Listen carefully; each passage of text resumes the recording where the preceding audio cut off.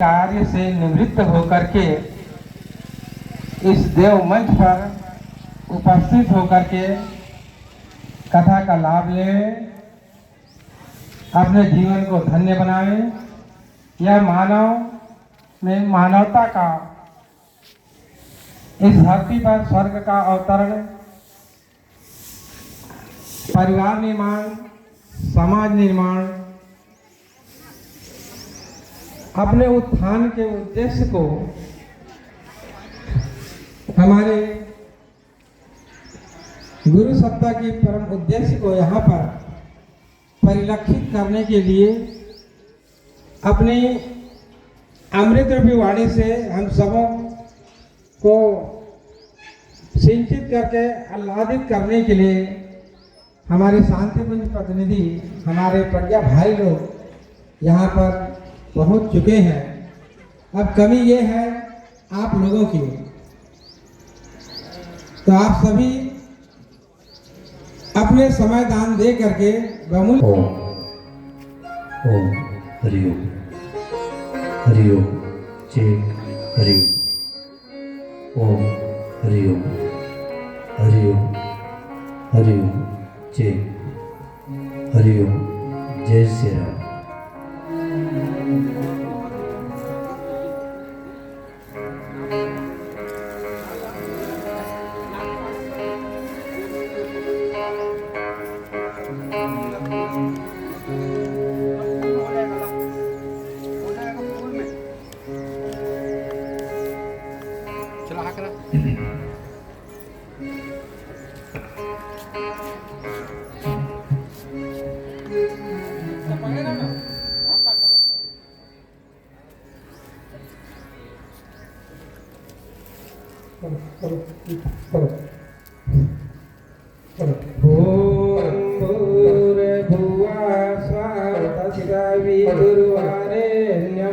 भर्गो देवस्य धीमहि धियो यो नः प्रचोदयात्। ॐ भूर्भुवः स्वः तत्सवितुर्वरेण्यं भर्गो देवस्य धीमहि धियो यो नः प्रचोदयात्। ॐ भूर्भुवः स्वः तत्सवितुर्वरेण्यं भर्गो देवस्य धीमहि धियो यो नः प्रचोदयात्। ॐ भूर्भुवः स्वः तत्सवितुर्वरेण्यं भर्गो देवस्य धीमहि धियो यो नः प्रचोदयात्। ॐ भूर्भुवः स्वः तत्सवितुर्वरेण्यं भर्गो देवस्य धीमहि धियो यो नः प्रचोदयात्। ॐ भूर्भुवः स्वः तत्सवितुर्वरेण्यं भर्गो देवस्य धीमहि धियो यो नः प्रचोदयात्।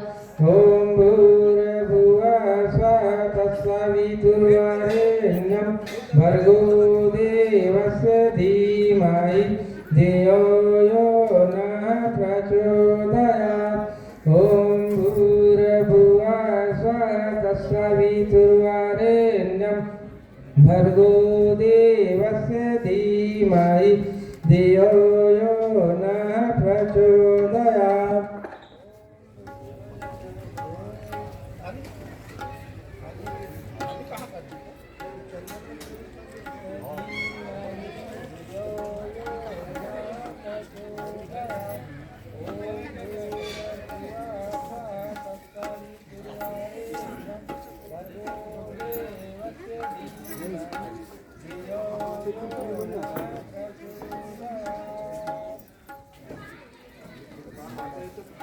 हरी कहाँ है? वो चला भी तो।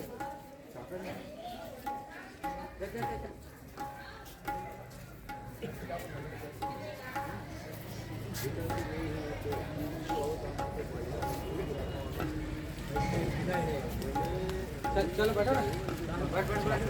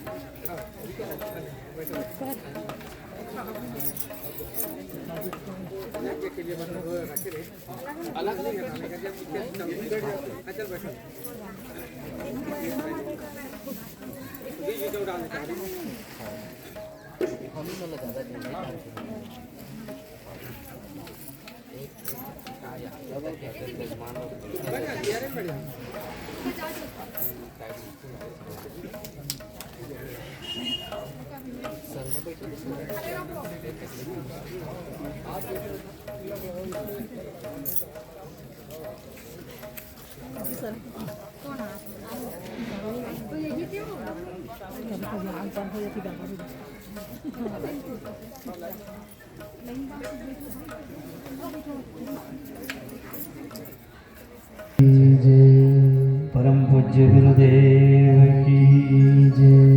वंदनीय माता जी की जय। प्रज्ञा पुराण की जय। भारत माता की जय। भारतीय संस्कृति की जय। आइए हमारे प्रमुख प्रतिनिधि से निवेदन, पुराण पूजा के लिए जोड़ी से ताने की कृपा करें। आदरणीय डॉक्टर साहब।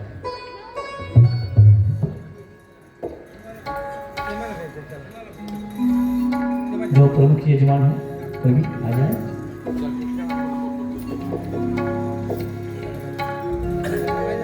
पूजा की थाली नहीं, पूजा की थाली कर यहाँ। श्री राम हरि ओम हरि ओम हरि ओम।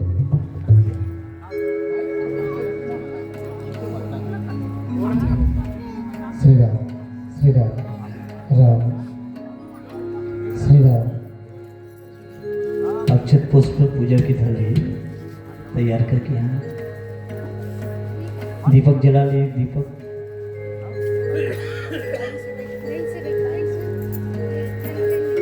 हाँ वो दीपक ले जी। जलपात्र भी डाल।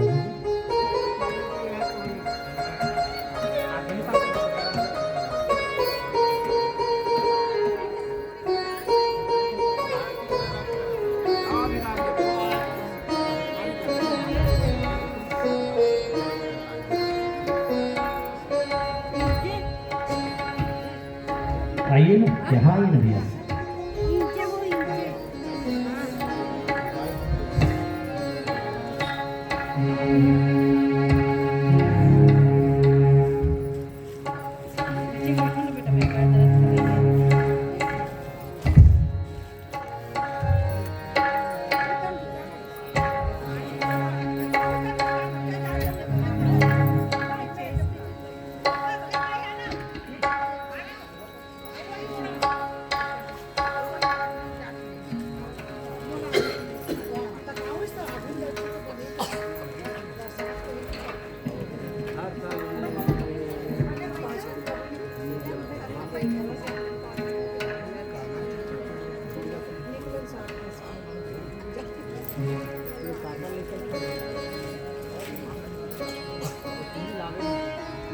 आप लोग जल सिंचन करें। हरि ओम। अपवित्र अपवित्रो वा सर्वासान्नितोऽपिभ्यः ये स्मरेत पुण्डरीकाक्षं सहायभिन्तरशुचिः। ॐ पुनात् पुण्डरीकाक्षः पुनात् पुण्डरीकाक्षः।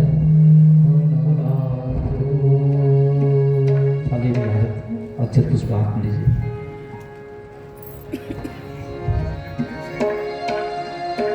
ओम गुरुर्ब्रह्मा गुरुर्विष्णु गुरुरेव महेश्वरः गुरुरेव परब्रह्म तस्मै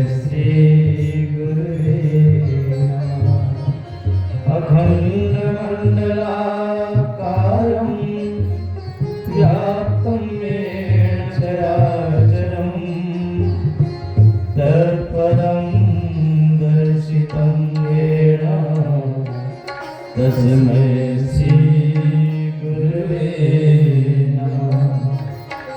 अज्ञानतिमिरान्धस्य ज्ञानाञ्जनशलाकया चक्षुरुन्मिलितं येन तस्मै श्री गुरुवे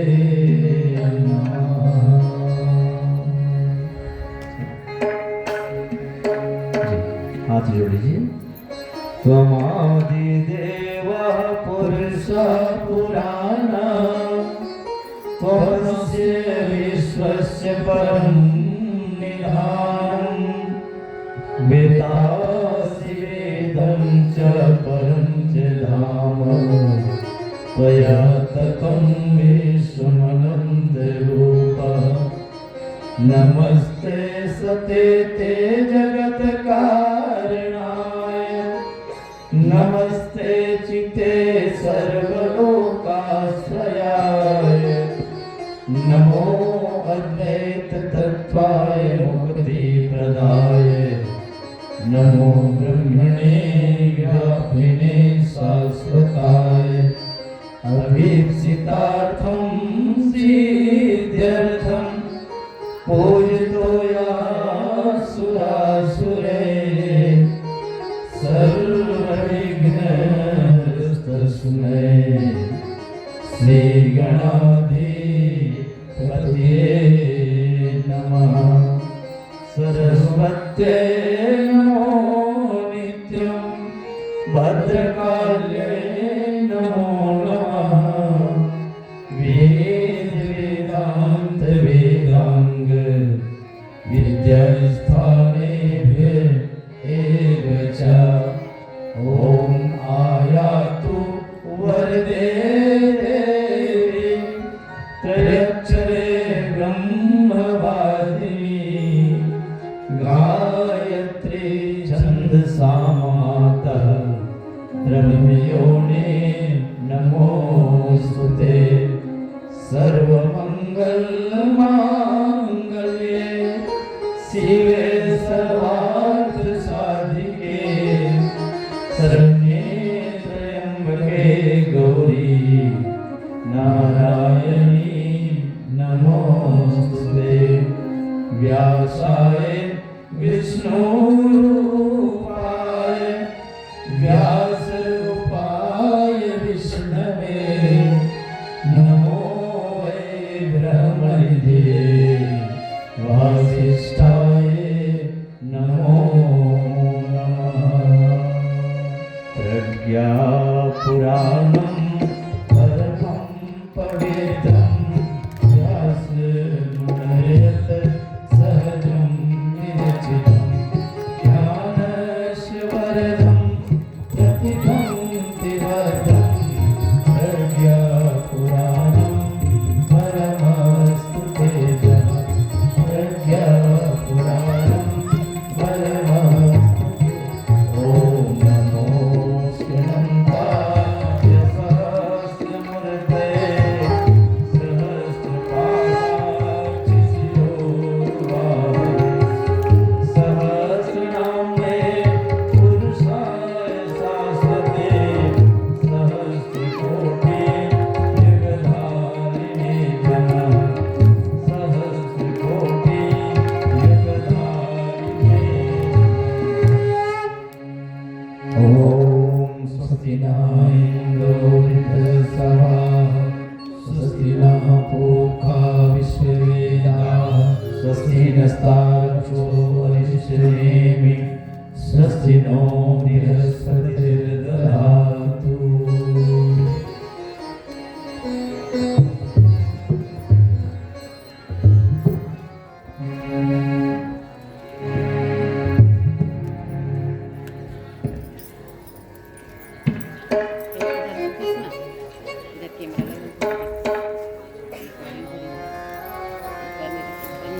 Gracias.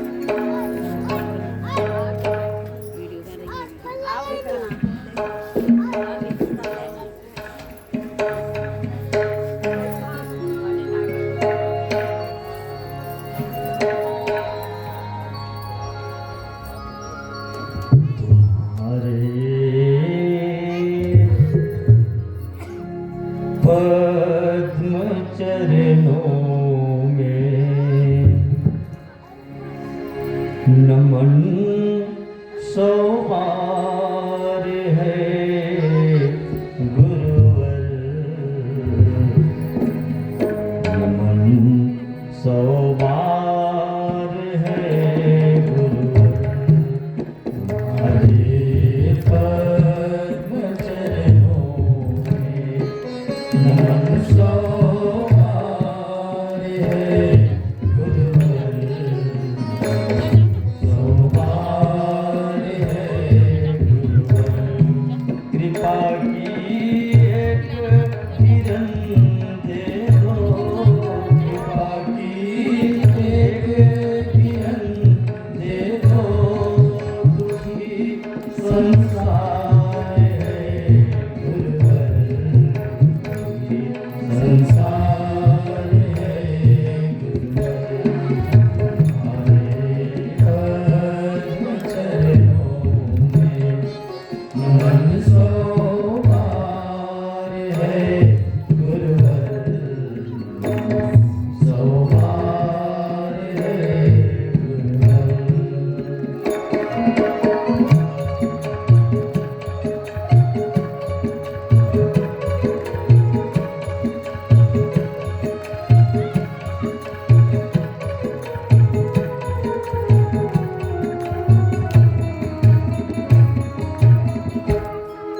कृपा से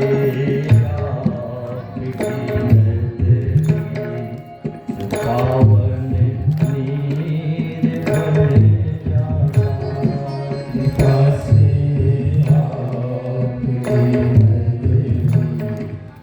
पावन नीर भर जाता, कृपा पाकर मरुस्थल भी कि गंगा तीर बन जाता, कृपा पाकर मरुस्थल भी कि गंगा तीर बन जाता, मनुजता पर तुम्हारा तो, मनुजता पर तुम्हारा तो बहुत आभार है गुरुवर, बहुत आभार है गुरुवर, हरे पद्म चरणों में नमन सोमार है गुरुवर, नमन सोमार है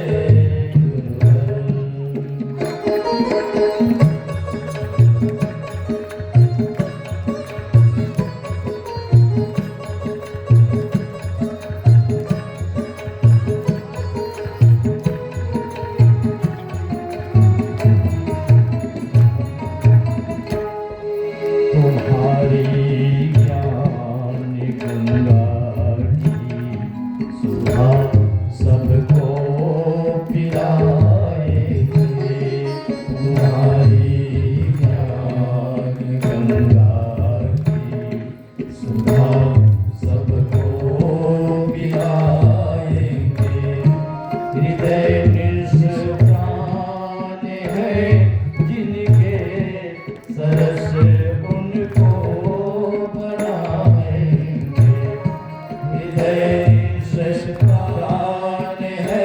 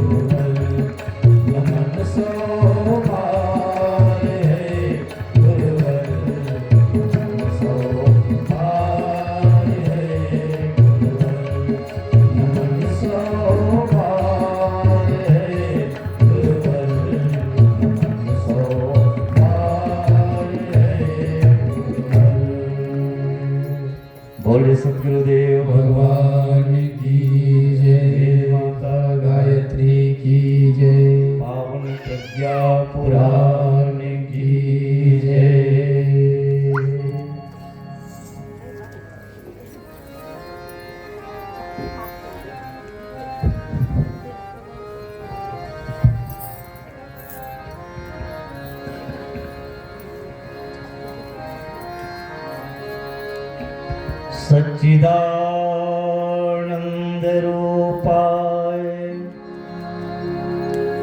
विश्वोत्पत्त्यादि हेतवे तापत्रय विनाशाय श्री कृष्णाय वयं नमः।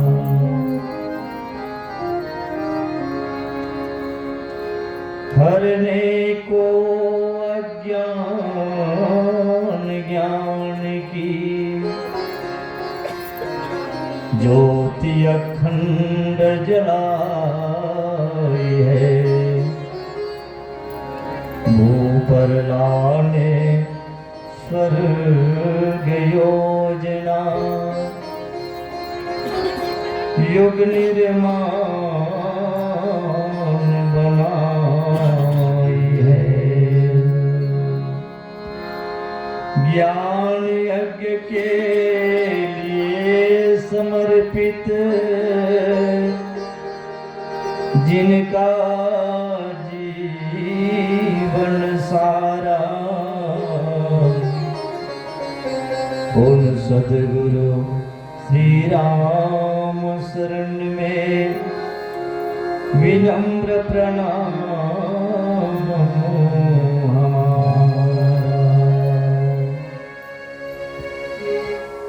सूक्ष्म रूप में उपस्थित परम पूज्य गुरुदेव वंदनीय माता जी की सत्ता को नमन करते हुए वेद माता, देव माता, विश्व माता माँ गायत्री की चरणों को वंदन करते हुए पावन पवित्र भूमि चिपरा के समस्त देवी चेतनाओं को नमन करते हुए समुपस्थित धर्मानुरागी, धर्म प्रेमी, अध्यात्म प्रेमी हमारे परम पूज्य गुरुदेव के लाडले सभी हमारे प्रज्ञापुत्रगण, वरिष्ठजन, शक्ति स्वरूपा, भक्तिमयी, वात्सल्यमयी, करुणामयी हमारी माताएं, बहनें, प्यारे प्यारे भाई गोपाल, आप सभी की चरणों को हम सादर प्रणाम करते हैं, स्वीकार करिएगा। और आइए, हम सभी का ये परम सौभाग्य है कि परम पूज्य गुरुदेव आचार्य जी द्वारा रचित पावन प्रज्ञा पुराण की कथा श्रवण हेतु हम सब यहाँ पर एकत्रित हैं।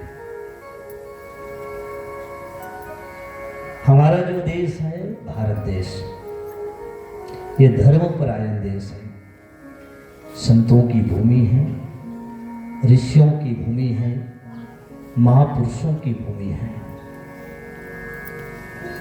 और विविध विचारधारा भी हुई यहाँ पर। अनेक उपासनाएं, उपासना की पद्धतियां भी हैं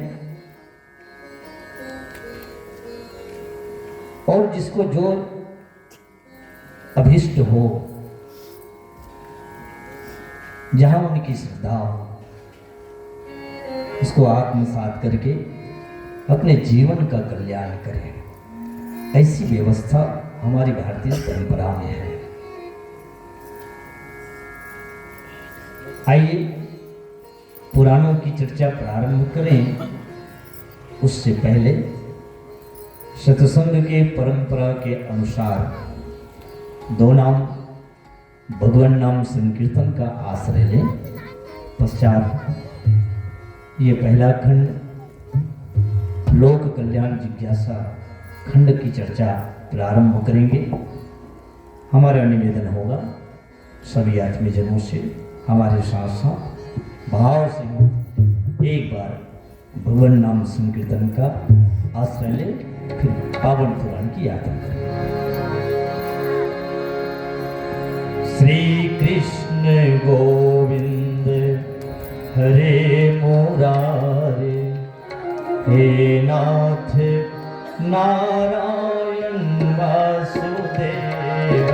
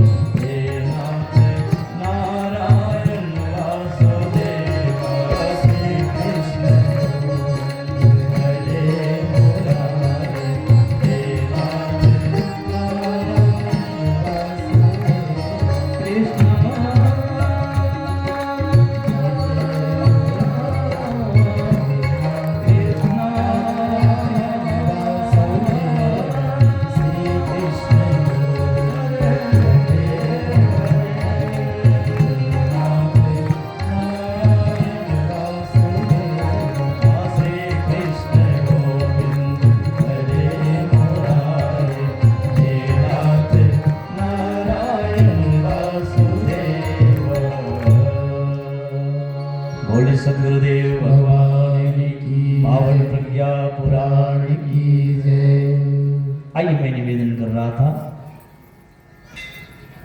हमारा जो देश भारत भूमि है, संतों की भूमि है, ऋषियों की भूमि है, यहाँ विविध उपासनाएं हैं। हमारे जितने ऋषिगण हुए सभी युग दृष्टा हुए, और युग दृष्टा उसको कहते हैं जो वर्तमान में रह करके आगत भविष्य की बातें जान ले। किसी ने बहुत अच्छी बात कही है, ताड़ने वाले कयामत पे नजर रखते हैं, रहते हैं जमी पर लेकिन आसमां की खबर रखते हैं। तो ऐसे हमारे जितने महापुरुष हुए सब ताड़ने वाले हुए। श्रीमद् रामचरितमानस कली वर्णन खोल करके देखेंगे तो आप पाएंगे कि आज जो वर्तमान में जो घटनाएं घट रही है, उन घटनाओं को बाबा तुलसी अपनी आंखों से देखकर अभी तुरंत लिखे होंगे, ऐसा प्रतीत होगा। हजारों वर्ष पहले मानस लिखी जा चुकी है। ऐसे हमारे परम पूज्य गुरुदेव युग दृष्टा हैं, जो जो बातें उन्होंने कही है आज उसको वर्तमान आप हम देख रहे हैं। ये महाकाल प्रज्ञावतार परम पूज्य गुरुदेव की अमृतवाणी है। और ये जो कथाएं लिखी जाती है ये इसीलिए है, पुराणों की आवश्यकता इसीलिए पड़ती है हमको। हमारे ऋषिगण इतने समझदार थे कि वो जानते थे कि आने वाले जो भविष्य होंगे वो आधुनिक काल होगा, और आधुनिकता के चकाचौंध में फंस करके हमारी संतानें कहीं भटक न जाए, इसलिए नाना पुराणों की रचना करी। और प्रत्येक वार को, प्रत्येक दिन को, प्रत्येक तिथि को किसी न किसी उपासना से बांध दिए। अब देखेंगे सप्ताह के कितने दिन होते हैं? सप्ताह के 7 दिन होते हैं। सप्ताह के 7 दिन को अलग अलग इष्ट से बांध दिए। जैसे रविवार को हम भगवान सूर्य की उपासना करते हैं, ठीक। सोमवार को अब तो कहने की जरूरत नहीं, बड़ी चरम सीमा में है, 1 लोटा जल और, ठीक है ना। सोमवार को भगवान शिव की पूजा करते हैं, मंगलवार को हनुमान जी की पूजा होती है, बुध को राहु की पूजा, भगवान राम की पूजा, गुरु को गुरु महाराज की पूजा होती है, शुक्रवार को संतोषी मैया आ जाती है, शक्ति की पूजा होती है, और शनिवार को शनि देवता की पूजा। अब बताइए बदमाशी करने के लिए कौन सा दिन है? एक भी दिन नहीं, सभी दिन उपास्य हैं, सभी दिन हमारे लिए हैं, अनुकूल है, अच्छे हैं। और वैसे ही तिथियों को देखिए, कल लोग खूब नववर्ष मनाए हैं, ठीक है, जिस दुनिया में चल रहे हैं उसके अनुकूल चलना भी चाहिए। पर मैं निवेदन ये करूं, हमारे अपने नववर्ष का लोगों को ध्यान ही नहीं देता है, खबर ही नहीं है कि वास्तविक में भारत भूमि का नववर्ष क्या है। तो इस नववर्ष को खूब रात्रि के 12 बजे धमाके के साथ मनाते हैं, खा पी करके, पार्टी मना करके, डीजे कान फोड़ करके, और क्या क्या और नहीं करते लोग।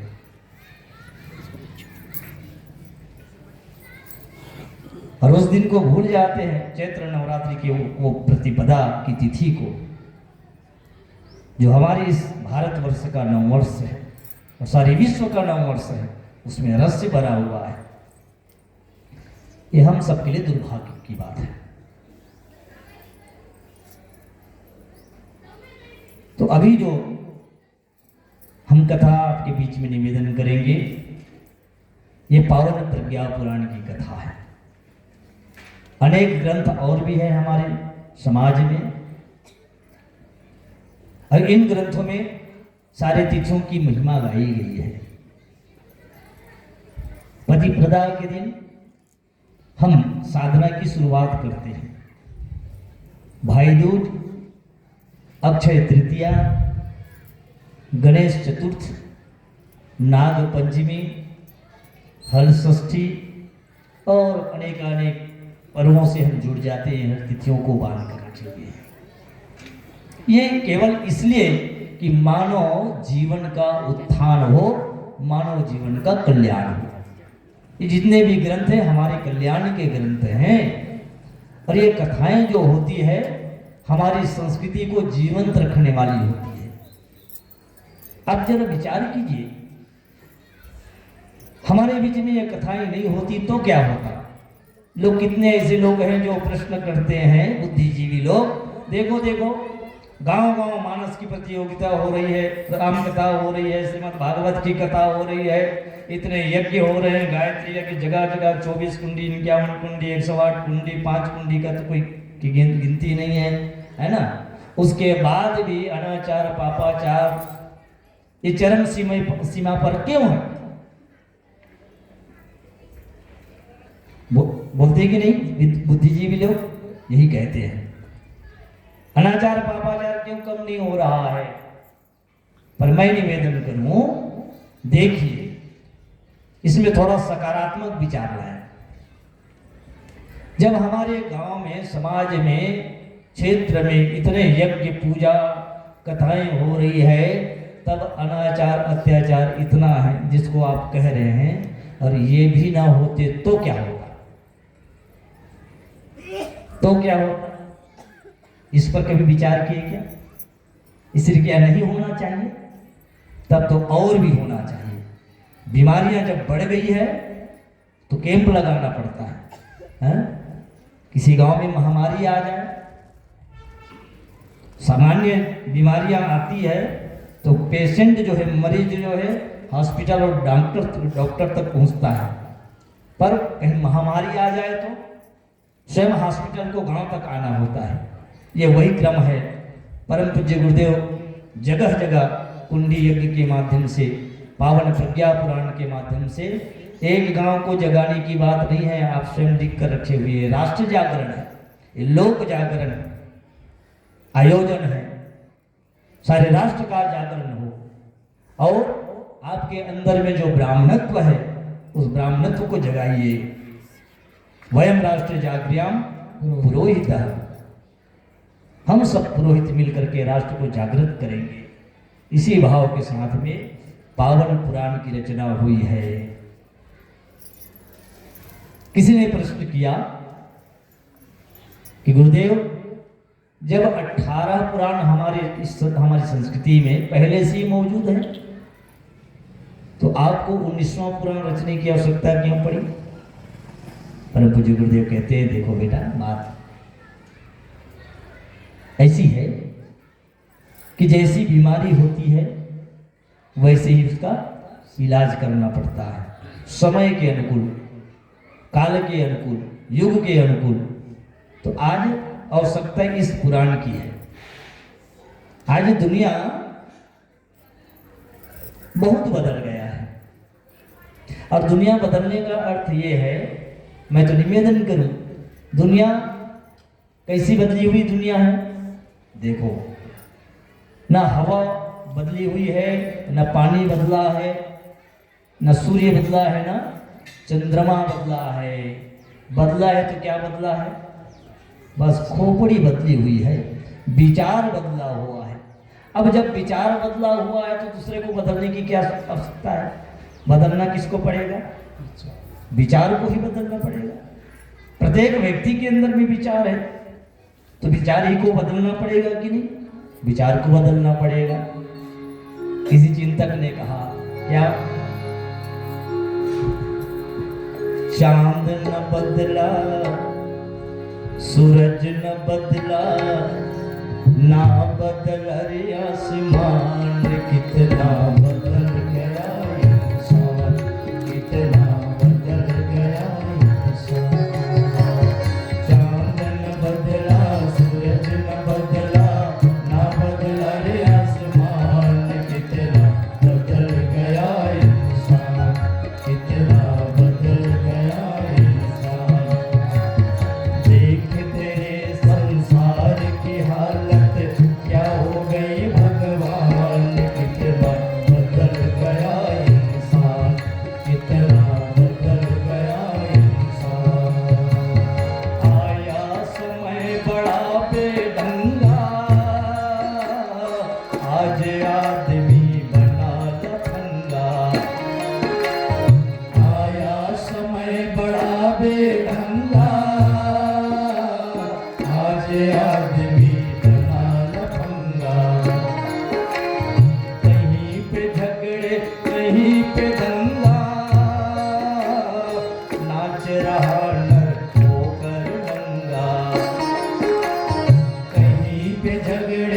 कहीं पे दंगा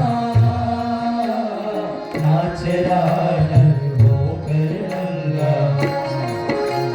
छल और कपट के हाथों अपना बेच दिया ईमान कितना बदल गया इंसान कितना बदल गया इंसान देख तेरे संसार की हालत क्या हो गई भगवान कितना बदल गया इंसान कितना बदल गया इंसान कितना बदल गया इंसान।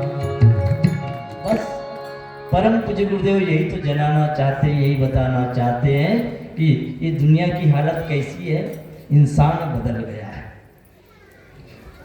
और इसलिए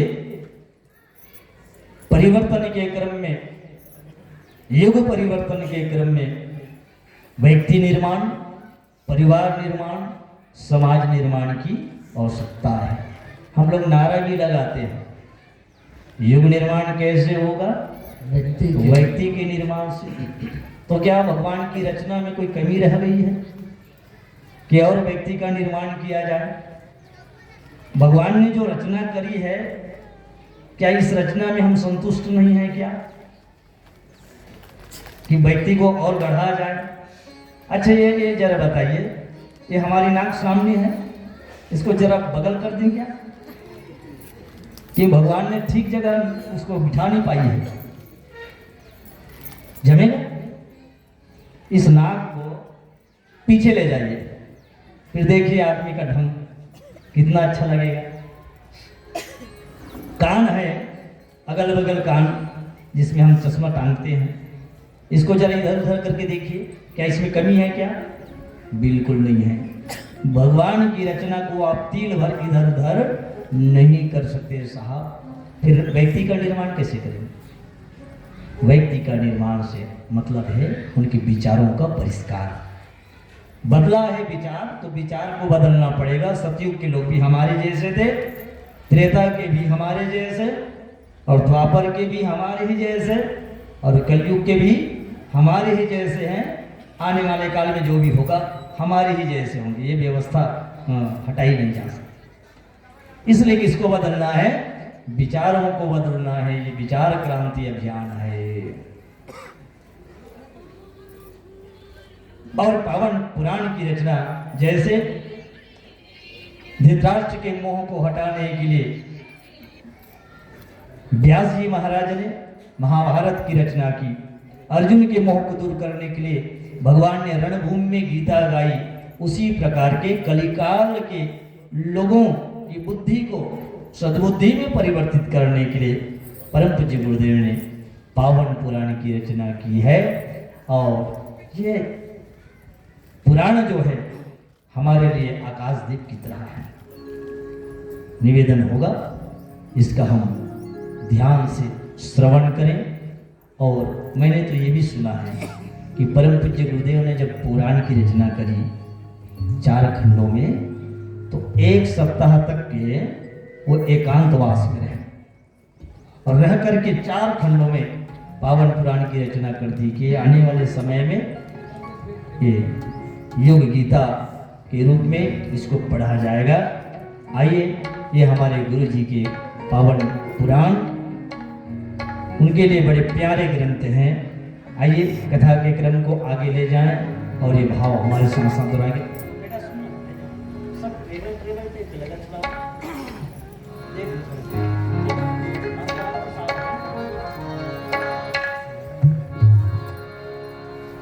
यह प्रज्ञा पुराण। और एक निवेदन करूं, देखिए ये नारदी पद्धति में पुराण की रचना हुई है। 2 पद्धतियां हैं व्यास की, एक गायन पद्धति, एक व्यास पद्धति। व्यास पद्धति में होता क्या है, केवल एक वक्ता बैठता है, जैसे पवन दीवान जी बैठते थे, उसके साथ कोई संगीत वंगीत कुछ नहीं। स्वामी विष्णु अरोड़ा जी बैठते हैं, संगीत की आवश्यकता नहीं है। पर यह नारदी पद्धति है जिसमें गायन भी होता है और प्रवचन भी होता है। तो हमारा निवेदन है, ये केवल मंच की ही जिम्मेवारी नहीं है कि मंच केवल गाए, आपसे भी निवेदन होगा हमारे साथ साथ आप भी गाएं और गुनगुनाएं, दोनों एक एक कदम आगे बढ़ जाएं तो बात बन जाए।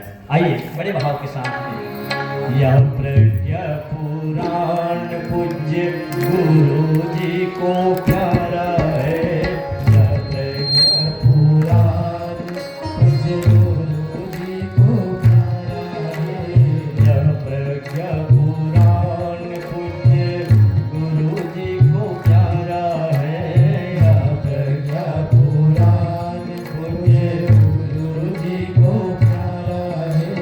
इसकी जगमग ज्योति से सारा जग उजियारा है, सारा जग उजियारा है, यह प्रज्ञा पुराण पूज्य गुरु जी को प्यारा है, यह प्रज्ञा पुराण।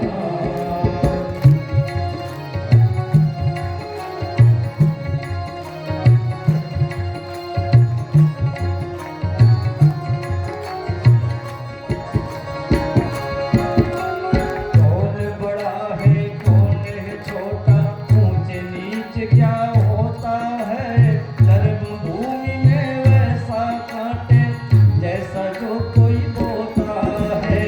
कौन बड़ा है कौन है छोटा, ऊंच नीच क्या होता है, धर्म भूमि में वैसा काटे जैसा जो कोई बोता है।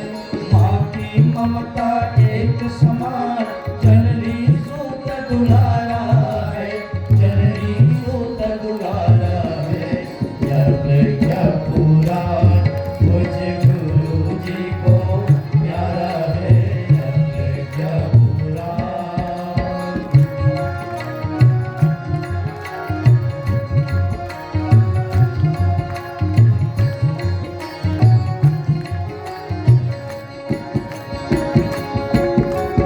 मिथ्या माया मोह के चक्कर में डूबा है यह इंसान, सद्बुद्धि दे ममता महिमा सबको लाल कमल भगवान। मिथ्या माया मोह के चक्कर में डूबा है यह इंसान, सद्बुद्धि दे ममता महिमा सबको लाल कमल भगवान। नर और नारी एक समान, यही हमारा नारा है, यही हमारा नारा है, यह प्रज्ञा पुराण पूज्य गुरु जी को प्यारा है, यह प्रज्ञा पुराण। इसकी जगमग ज्योति से सारा जग उजियारा है, सारा जग उजियारा है, यह प्रज्ञा पुराण पूज्य गुरु जी को प्यारा है, यह प्रज्ञा पुराण पूज्य गुरु जी को प्यारा है, यह प्रज्ञा पुराण। बोले पावन प्रज्ञा पुराण की जय। आइए लोक कल्याण जिज्ञासा और आत्मदर्शन की इस पावन कथा का हम श्रवण करें। इस पावन पुराण के प्रथम वक्ता हुए भगवान विष्णु। इस पुराण का शुभारंभ होता है देवर्षि नारद और भगवान विष्णु के संवाद से। मूल वक्ता है भगवान विष्णु और श्रोता है नारद जी महाराज। नारद जी ने यह कथा भगवान महाकाल को सुनाई। भगवान महाकाल ने ऋषि परशुराम जी को सुनाई। ऋषि परशुराम जी ने दादा गुरु जी को सुनाई और दादा गुरु जी ने प्रेरणा दी परम पूज्य गुरुदेव को। तो इस प्रकार से एक परंपरागत अनुसार से ये कथा हमको मिली हुई है। प्रेरणा एक है, कथा का स्वरूप भले ही वो बदल सकती है, लेकिन प्रेरणा जो दर्शन है, जो संदेश और संकेत है, वो एक ही है। और वो नारद जी महाराज आज कथा के प्रमुख सूत्रधार के रूप में है, जिस नारद के लिए कहा गया है। उनका जीवन कैसे, तो बोले कि काम्य दुख तप्ता नाम प्राणी नामार्थ नाशना, जो प्राणियों के दुख को हरने मात्र के लिए जिनका जन्म हो, जीवन भर जिन्होंने लोक कल्याण कार्य को ही किया है, ऐसे नारद जी महाराज हैं। नारद जी के संबंध में कहा जाता है कि नारद जी वो ऋषि हैं, वो संत हैं जो रत्नाकर जैसे डाकू को आदि कवि वाल्मीकि बना देते हैं। हाँ, एक समय की बात है, नारद जी यात्रा कर रहे थे। लोगों ने कहा, बाबा आप कहाँ जा रहे हैं? बाबा इको कम करिए, रिटर्न कम करिए। कहाँ जा रहे हैं आप? तो नारद जी ने कहा, बस मेरा अपना क्या, ये सारी दुनिया भगवान की बनाई दुनिया हमारी अपनी दुनिया है। हम सप्त ऋषियों के साथ चल रहे हैं लोक कल्याण के लिए। चौक में बैठे हुए बाबाओं ने कहा, बुजुर्गों ने कहा, देखो बाबा आप लोग जो जा रहे हैं, जिस रास्ते से जा रहे हैं उस रास्ते पर मत जाइए। बोले कि क्यों ना जाए? बोले कि जिस रास्ते पर आप लोग जा रहे हैं वहां पर एक दुर्दांत डाकू रहता है जिसका नाम है रत्नाकर, और रत्नाकर के लिए कौन संत है, कौन साधु है, कौन सामान्य जन है, उसको कोई लेना देना नहीं है। और रत्नाकर कोई क्या, हर चोर को यही मतलब रहता है कि कौन संत महात्मा है उसको क्या लेना देना, उनको तो माल चाहिए। हाँ? संतों ने विचार किया कि देखो भाई, एक चोर के कारण से संत अपना रास्ता बदल दे, ये भी बात ठीक नहीं है ना? एक चोर के कारण संत अपना रास्ता बदल दे, ये भी बात तो ठीक नहीं है। इसलिए कोशिश करेंगे कि उसी को अपने रास्ते ले आएंगे, और चले गए उधर ही। अब मजे की बात ये, सबसे पीछे नारद जी महाराज, ये रत्नाकर चढ़ा हुआ था पेड़ के ऊपर, और नारद जी को आवाज लगाई, बोले बाबा रुको। नारद जी रुक गए, ठहर गए। बोले क्या रखे हो? तंबूरे में लाओ। नारद जी ने कहा, बेटा ये तंबूरा वाद्य यंत्र है, भजन करने का यंत्र है, रखने का नहीं है। कुछ नहीं है। बोले कुछ नहीं है, जब तुम मारे जाओगे, बोले मरना है फिर निश्चित। उतरा पेड़ से। नारद जी ने गंभीर वाणी से कहा, अच्छा भैया जो भी करना है सो कर लेना, पर मेरा एक निवेदन है। बोले क्या? अच्छा ये बताइए, ये तुम मार काट जो करते हो, मैं तो समझ गया तुम ही रत्नाकर हो गए। बोले हाँ सही सुना है, मेरा इलाका है। नारद जी ने कहा, ये तुम जो करते हो, मार काट करते हो, हत्याएं करते हो, लोगों को सताते हो, जरा बताइए किस लिए करते हो? हंसते हुए उस डाकू ने कहा, अरे बाबा ये भी कोई पूछने की बात है। इस दुनिया में मैं ही नहीं बल्कि दुनिया के जितने भी लोग हैं, कोई भी उद्यम करता है वो केवल दो के लिए करता है, और वो क्या है? एक है अपना पेट और दूसरा है अपना परिवार। पेट और परिवार का ही तो चक्कर है। हम जो कमाई करते हैं काहे के लिए करते हैं? पेट और परिवार के लिए। अब पेट के संबंध में यदि आप विचार करेंगे तो आदमी का पेट इतना बड़ा तो नहीं है कि इसमें कुंटल कुंटल डाला जा सके। बहुत छोटा पेट है साहब, लेकिन वाह ये पेट कहीं भरता नहीं है। क्या क्या नहीं खाता है साहब, करोड़ों के चारे को खा जाता है। खाता है कि नहीं? अरे वो तो वो खाने योग्य चीजों को तो खाता है, नहीं खाने योग्य चीजों को भी खा जाता है। इतना बड़ा पेट हमारा।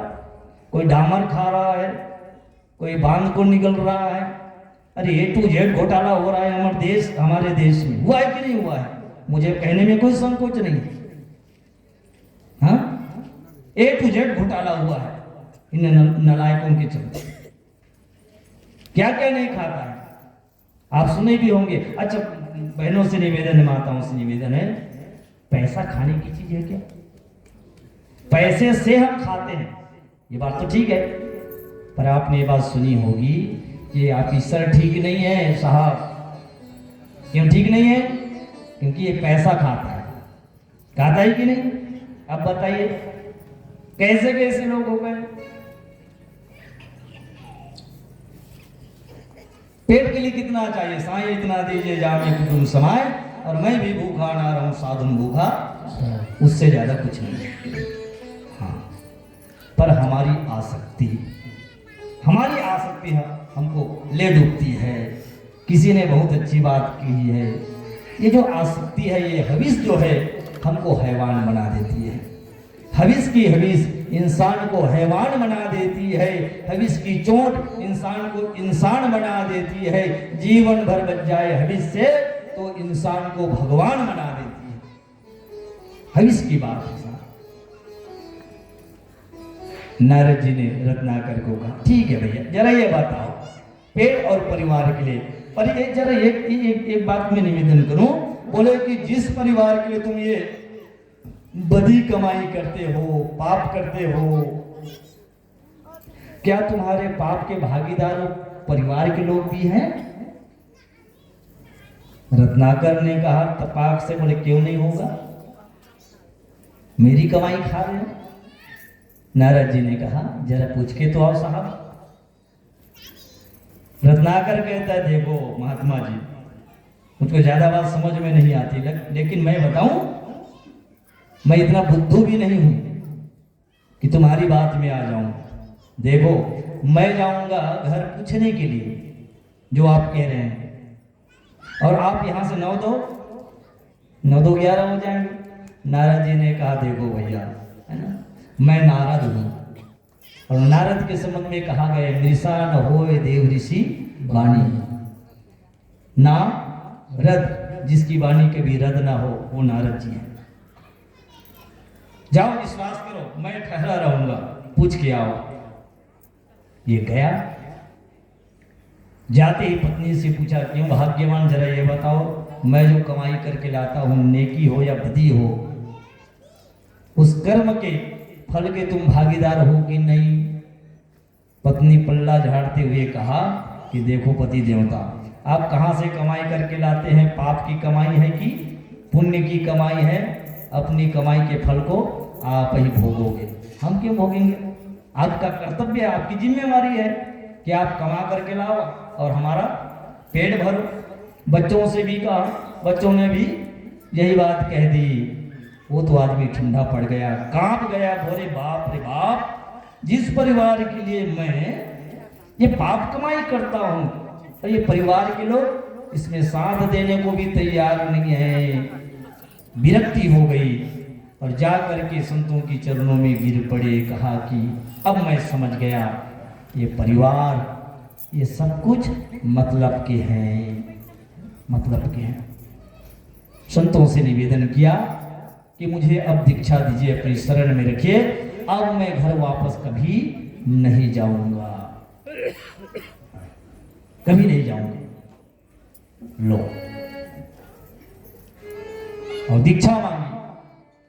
संतों ने विचार किया, देखो ये जीवन भर पाप किया है, पापी है, और इस पापी व्यक्ति को यदि दीक्षा देंगे तो इसके आधे पाप को सिद्ध लेना पड़ेगा, है?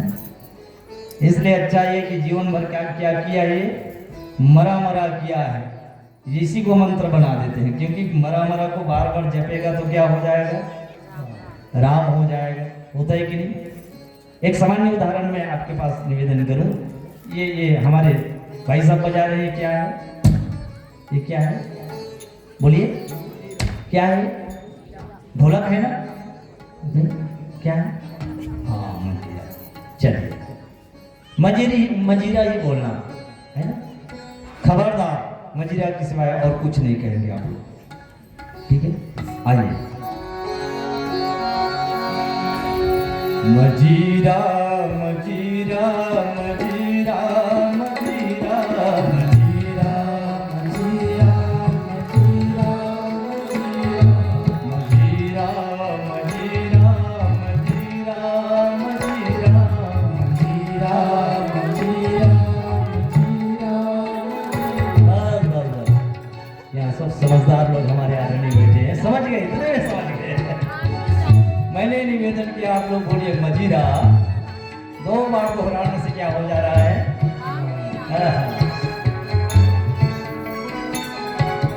हेलो, चलिए राम जी कहते हैं, राम जी के अलावा और कुछ नहीं कहेंगे, ठीक है? राम जी राम जी राम जी राम जी राम जी राम जी राम जी राम।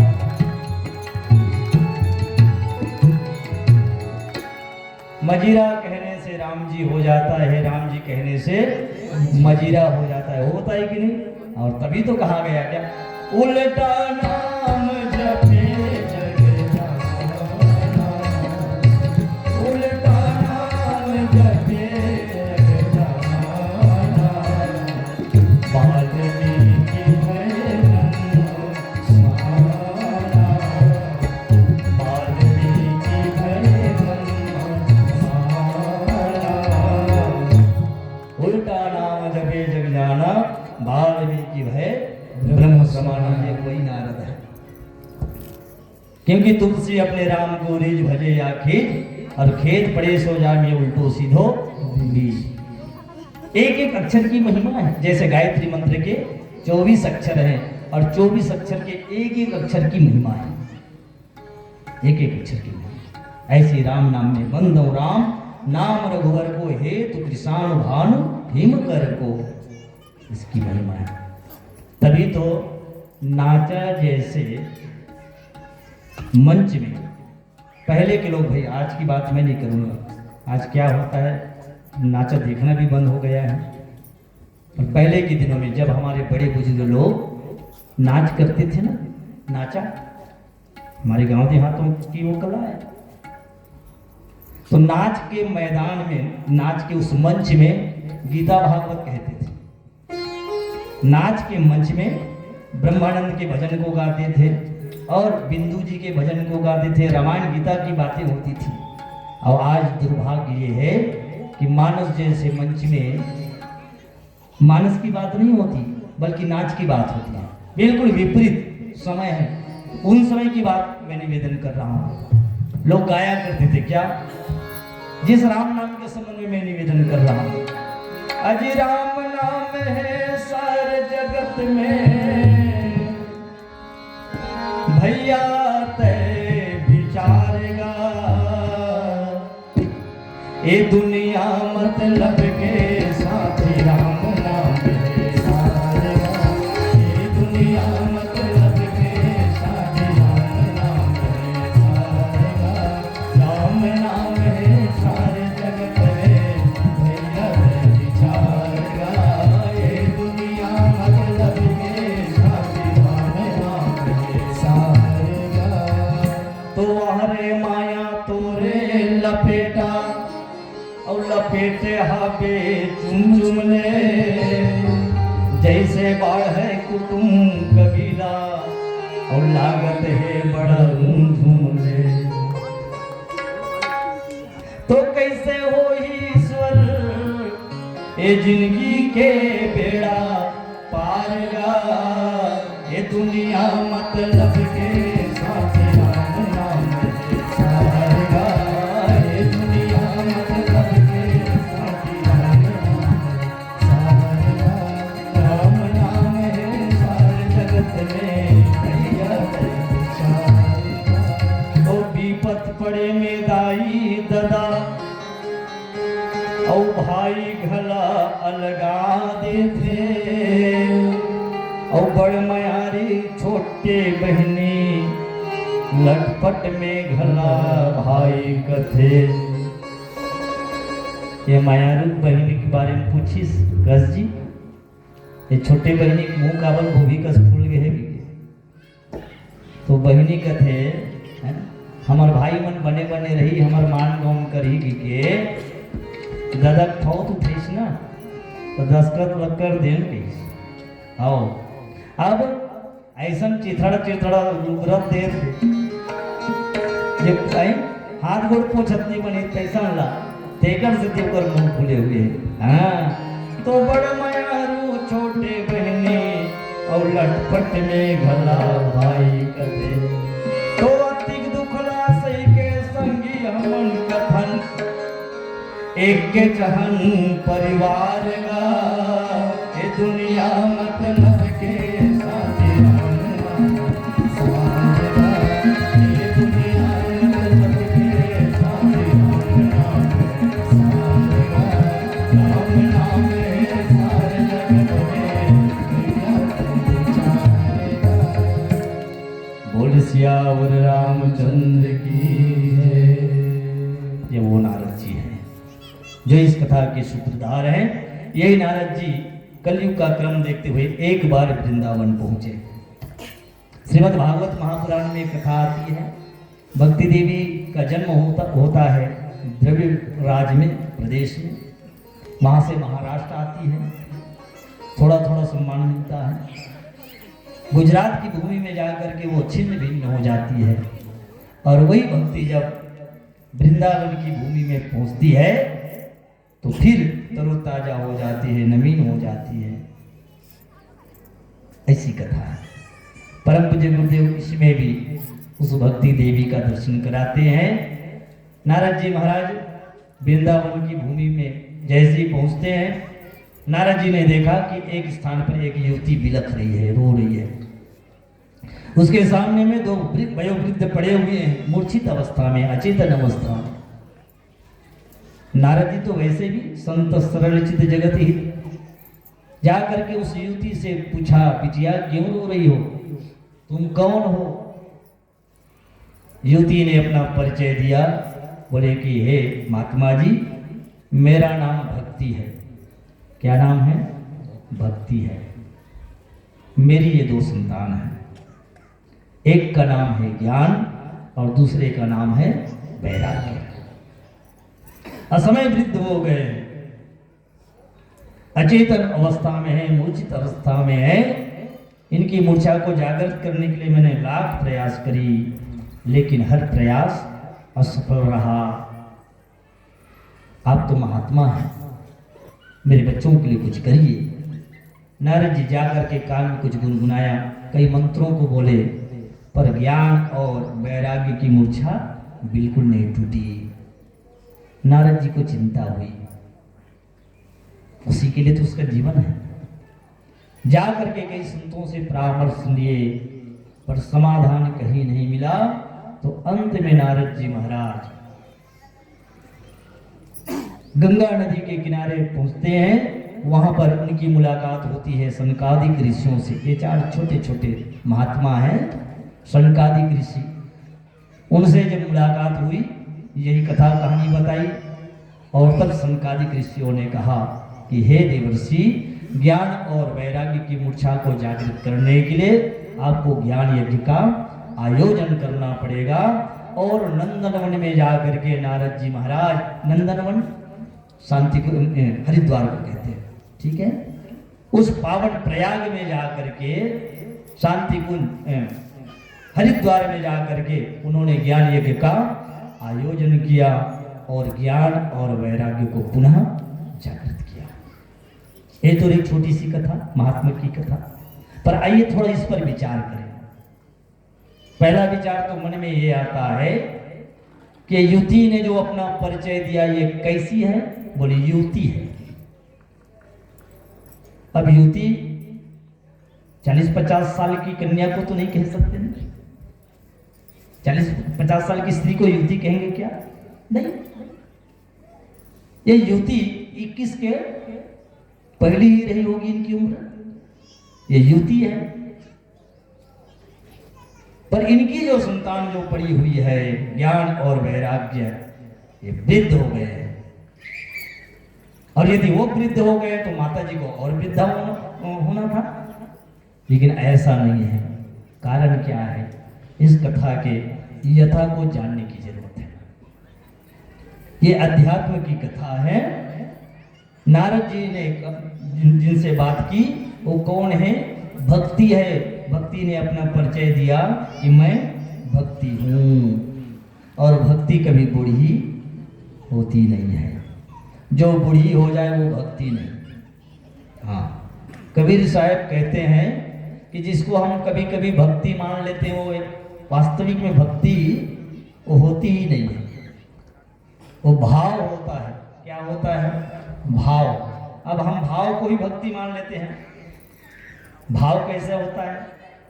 चढ़ने और उतरने वाला होता है। आज टमाटर को जिस कीमत में खरीद रहे हैं, कोई जरूरी नहीं कि 2 माह बाद में वही कीमत में मिले।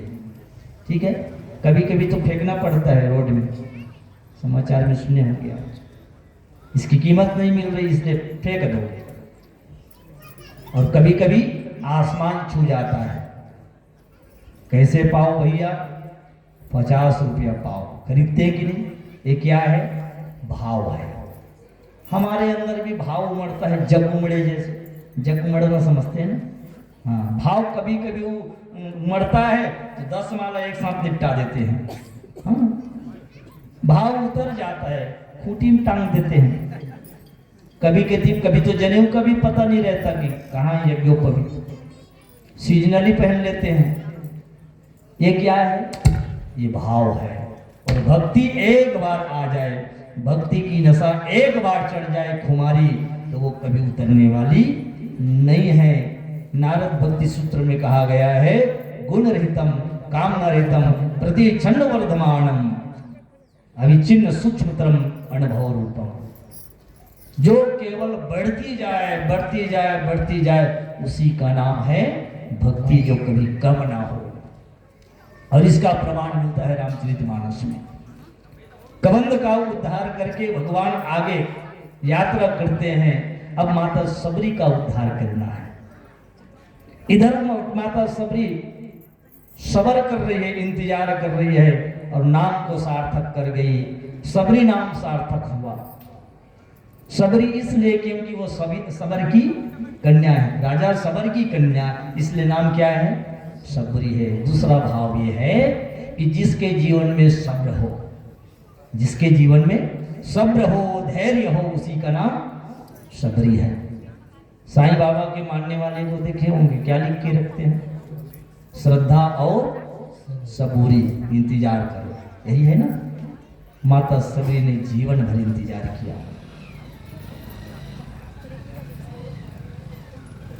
ग्लानि जब हुई तो घर को त्याग करके निकले। और मजे की बात मैं निवेदन करूं, ये कथा हो रही वनांचल में, इसलिए और प्रासंगिक है। हम लोग मान बैठते हैं कि हमारी जो जाति है ना, खाने की जाति है। तो माता सबरी की जाति क्या रही होगी? वो तो भिल्ली है ना, क्या वो भी मानी क्या? और माता सबरी ऐसी मानी होती तो क्या आज स्वर्ण अक्षर में मानस में उसकी चर्चा होती क्या? नहीं। 8-10 साल की रही होगी उस समय जब विवाह होने की तैयारी हो रही थी। जानकारी मिली कि घर के पीछे तरफ राजा सबर कई निरीह प्राणियों को बांध कर रखे हुए हैं। काहे के लिए? बारातियों के स्वागत के लिए। सखियों के साथ गई, जानकारी मिली कि तुम्हारी बाराती जो आएगी उसके लिए स्वागत के लिए रखे हुए हैं। माता सबरी की संवेदना जग गई। बोले मेरी शादी के लिए इन निरीह पशुओं को मारा जाएगा, ये मुझे स्वीकार नहीं है। और समय पा करके निकल गई। और गई तो कहाँ गई? मजे की बात, हमारे भी जीवन में ग्लानि आती है, दुख आता है, हम भी सबरी से प्रेरणा लें। फांसी लगाने के लिए ना जाएं, सुसाइड करने के लिए ना जाएं। जीवन यदि जहर है तो पीना पड़ेगा, खुशी हो या गम हो जीना पड़ेगा। जीने में बहादुरी है, मरने में क्या बहादुरी है? वैसे तो रोज आदमी मर ही रहा है। कभी बेटे के कारण मरता है, कभी पत्नी के कारण मरता है, कभी समाज के कारण मरता है, कभी किसी काम धंधे के कारण मरता है कि मर मर के जी रहा है। मरना मरना सब कहे, मरना ना जाने कोई, और एक बार ऐसे मरो कि फिर मरना नहीं होए, कबीर साहब कहते। ग्लानि हुई तो कहाँ गए? संत की शरण में गए। ये बड़ी बात है, ये बड़ी बात है। जब भी दुख आए तो किसी महात्मा, किसी संत, किसी बुद्ध पुरुष की शरण में जाओ। राजा दशरथ भी वही किया है ना। राजा दशरथ के संबंध में कहा गया, एक बार भूपति मन माय, एक बार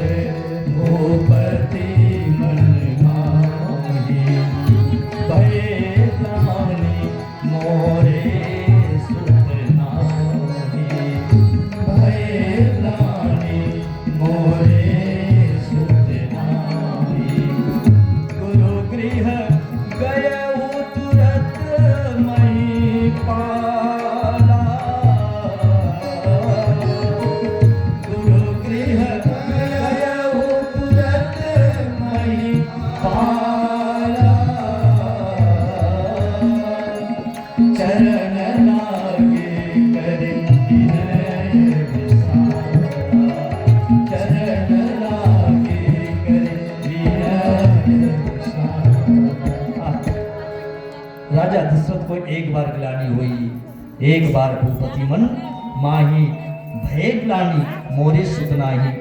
तो राजा दशरथ जी कहाँ गए? जहां समस्त समस्याओं का समाधान है वो है गुरु शरण, गुरु चरण। गुरु गृह गए हो तुरंत नहीं पाला, चरण लागे करी विनय विशाला। तो गुरु वशिष्ठ ने कहा, राजन चिंता मत करो, धरहु धीर होई है सुतचारी, और त्रिभुवन विदित भगत भयहारी। और समाधान हुआ, 4 रत्नों की प्राप्ति हुई। हमारे भी जीवन में कभी ग्लानि आए तो कहाँ जाएं? गुरु शरण में जाएं, बुद्ध शरण में जाएं, समाधान मिलेगा। माता सबरी इंतजार कर रही है, और इंतजार करते करते युवान से वो आज वृद्धा हो गई, बूढ़ी हो गई है, पर अंदर में उनकी भक्ति तो देखिए साहब, सबरी माता भावनामयी है, और उसके अंदर की भक्ति तो देखिए, कभी हताश और कभी निराश नहीं हुई। हम लोग क्या करते हैं, अभी तक कोई चमत्कार नहीं हो रहा है, और जब अपने में कोई ठिकाना नहीं ना, बराबर प्रोग्राम भी अटेंड नहीं करते हैं, बराबर जब भी नहीं करते हैं, और अभी तक हमारे जीवन में परिवर्तन नहीं हो रहा है।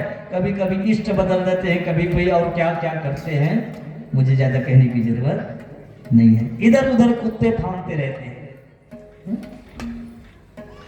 मैं तो निवेदन करूं, आचार्य जैसे गुरु को वर्ण करने के बाद जो आदमी इस समय इधर उधर ताक झांक करे, तो उससे बड़ा अभागा शायद कोई और नहीं हो सकता है। जहां पर समग्र क्रांति है, परम पूज्य गुरुदेव के अभियान में मैं तो ठोक बजा कर इस बात को कह सकता हूं। इसलिए मुझे बहुत गर्व है कि मैं आचार्य जी का एक छोटा सा धूल के कण के बराबर उनका शिष्य तो नहीं हो, पर मेरे गुरु वो जरूर है, ये मैं मानता हूं। ये हमारा सौभाग्य है। समग्र क्रांति, कई संस्थाएं आपको मिलेगी, होता क्या है, 1 घंटे सत्संग करना है, उसके अलावा और कुछ नहीं करना है। न समाज की चिंता, न राष्ट्र की चिंता, न कोई रचनात्मक कार्य। कितने ऐसे मिलेंगे जिनको केवल सत्संग से मतलब है और दुनियादारी से कोई लेना देना नहीं है। गायत्री परिवार ही एक ऐसा परिवार है जिसमें पूरे दुनिया का ठेका लेकर के रखा है। हाँ जी, पर्यावरण, साधना, कुरीति उन्मूलन, नारी जागरण, राष्ट्र जागरण, नशा उन्मूलन, कौन सा ऐसा क्षेत्र है जिसको हम लोग नहीं छूते बताएंगे। वसुदैव कुटुंबिकम की जहां भावना है वो है गायत्री परिवार, सामान्य नहीं। केवल सत्संग चाहिए, हाँ, पढ़िए गुरुदेव के साहित्यों को, कितनी ऊंचाई है। और सामान्य बात तो पाक शास्त्र में जो मसाला भी बनाते हैं ना, तो हमारी बहनों के लिए कैसे मसाला बनाएंगे आप घर में, वो भी सीख लीजिए। आप राष्ट्रभक्त हैं तो राष्ट्रभक्ति कैसी होती है, आइए आचार्य जी से सीखिए। साधना कैसी होती है, आचार्य जी से सीखिए। सत्संग कैसे किए जाते हैं, आचार्य जी से सीखिए। राजनीति कैसी करनी है, आचार्य जी से सीखिए। बहुआयामी ये युग निर्माण योजना है साहब। इसलिए हमारा निवेदन है, परम पूज्य गुरुदेव से जुड़ना हमारा हम सबका सौभाग्य है। अब इधर भगवान राम लखनलाल जी के साथ आगे बढ़ रहे हैं, उधर माता सबरी रोज इंतजार करती थी, जंगल में रह रही हैं, प्राकृतिक वातावरण है और जंगल के अनेक जीवों से वो बात करती थी। क्या करी बेचारा, कभी खरगोश से, कभी मोर से, तो कभी हिरन से। आज उसके झोपड़ी पर, कुटिया पर एक कौवा आकर के बैठा हुआ है। एक कौवा क्यों आता है, क्या संकेत है बाबा? हाँ, कौवा बैठ के मने घर में सगा अवैया है, ठीक है ना। लेकिन दाईमन का बदमाशी करती पता है, जैसे कौवा काम करे धरी तुरंत हका देते हो, काबर मत कोई सगा मत आ जाए एक से दिखेदार थे माता हो। देखिए कितने देवता कहे गए हैं, मातृदेवो ठीक, पितृदेवो, आचार्य देवो और अतिथि। तो हम देवता को आने से मना कर रहे हैं, और जब देवता हमारे घर में नहीं आएंगे तो हमारी मनोकामना की पूर्ति कैसे होगी। इसलिए कभी भी कौआ आकर के हमारे छत में छानी में काँव काँव करने लगे ना, तो उस काकभुसुंडी महाराज जी को प्रणाम करिए आप लोग। धन्य है काकभुसुंडी जी महाराज, आपकी कृपा से हमारे घर में कोई अतिथि आए, उनका आशीर्वाद मिले। आज माता सबरी मगन हो गई, कौआ से कह रही है, बोले बोले काका मेरे राम कब आएंगे, बोले बोले काका मेरे राम कब आएंगे, बोले बोले काका मेरे राम कब आएंगे, बोले बोले काका मेरे राम कब आएंगे, राम कब आएंगे, राम कब आएंगे, राम कब आएंगे, राम कब आएंगे, बोले बोले काका मेरे राम कब आएंगे, बोले बोले काका मेरे राम कब आएंगे, आए नहीं सावरे लगाए काहे तेरे, आए नहीं सावरे लगाए काहे तेरे, सावरे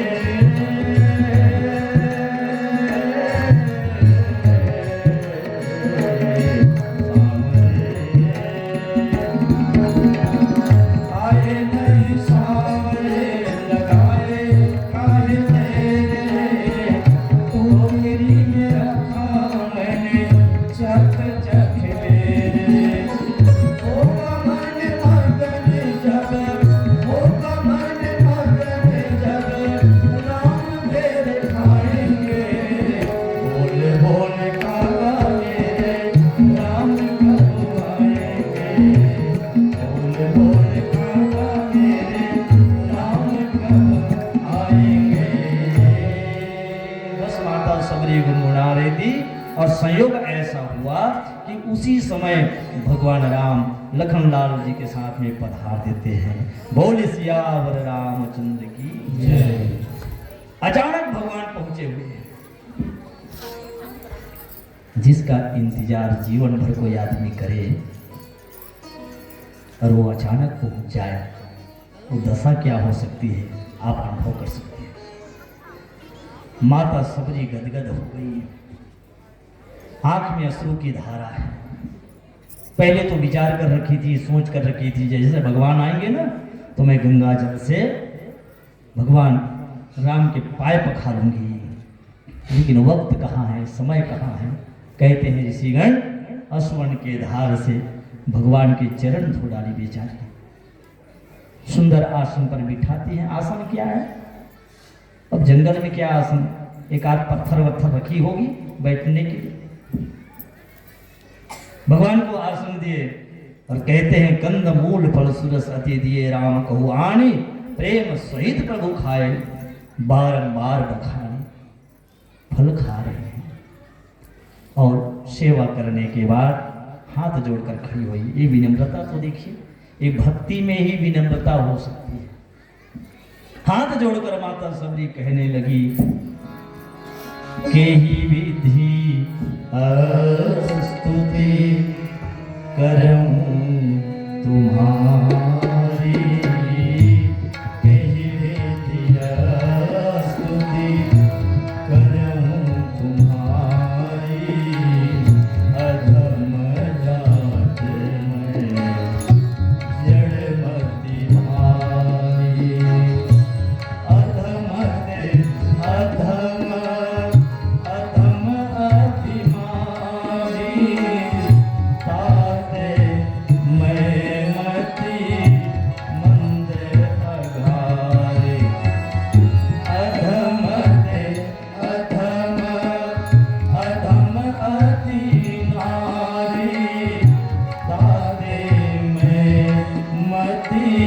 मंद अघारी कही विद्या स्तुति करऊं तुम्हारी अधम जाति में जड़मति भारी।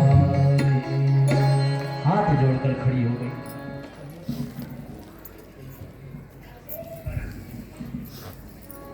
हाथ जोड़कर माता सबरी खड़ी हुई और अपनी कमियां गिनाने लगी। किस प्रकार से मैं स्तुति करूं प्रभु, मैं अधम जाति की हूं। ओहो, तब भगवान ने कहा, देवी जाति पाति कुल धर्म बढ़ाई, धन बल पर परिजन गुण चतुराई, इससे मेरा नाता नहीं है। मेरा नाता है मानव एक भगति कर नाता। मैं ये राम कथा इसलिए गा रहा हूं क्योंकि ये भक्ति युति है, इस बात को प्रमाणित करने की। अब भगवान राम भगवान माता सबरी से कहने लगे कि सुनो, कह रघुपति सुनो भामनी बाता, मानव एक भगति कर नाता। यहां जो भामनी शब्द है ना, जो भगवान राम ने कहा सबरी के लिए। हमारे आचार्य जी लोग यहाँ पर बैठे हुए हैं, हम तो बहुत बच्चे हैं, कच्चे भी हैं, साहित्य का अनुभव नहीं है, पर मैंने सुना है आप जैसे संतों के मुख से कि भामनी का अर्थ होता है युति, जो मन को भावे। अब ये बताइए, जिस समय भगवान राम की मुलाकात माता सबरी से हुई, तब क्या वो युवती थी? बूढ़ी हो चुकी थी। तो बूढ़ी माता को भामनी कहने का क्या मतलब है? उसको माते भी कह सकते थे, नहीं कहा। क्या कहा? भामनी कहा। इसलिए भामनी कहा कि माता सबरी के अंदर में जो भक्ति है वो युवती है, युवती है जो भगवान को भाते हैं। उम्र कुछ भी हो, हमारे गुरु जी यही तो कहे ना, युवान कौन है? जिसके अंदर में साहस हो, उम्र में चाहे उसकी उम्र 80 क्यों ना हो।